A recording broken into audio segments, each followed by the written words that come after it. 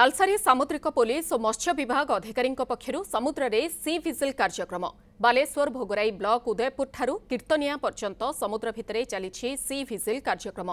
ए कार्यक्रम माध्यम मत्स्यजीवी सह स्थानीय लोकंकु सचेतन करा जाउछि।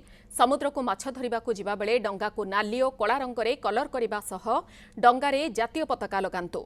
लाइव जैकेट, डैट मशीन, अग्नि निर्वापक यंत्र, डंगार रेजिस्ट्रेशन, रिन्यूअल एवं समस्त क्रू मेंबर को आधार कार्ड, फिशरी आईडी, पीवीसी आधार नहीं समुद्र भितर को जिबाको दिया जाउछि परामर्श।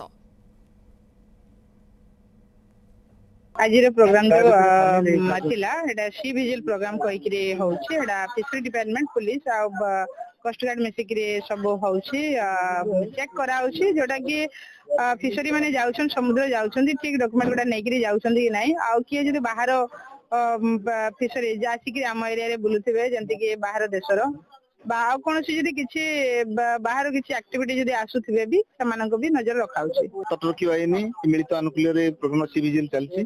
मूल लक्ष्य होछि आमे मत्स्यजीवी मानको समुद्रिक मत्स्यजीवी मानको सचेतन करैबा।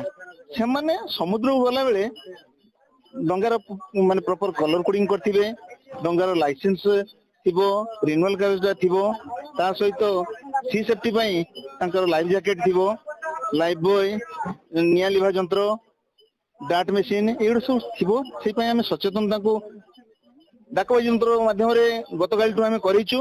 एबे मध्ये आमे चेकिंग करथुलु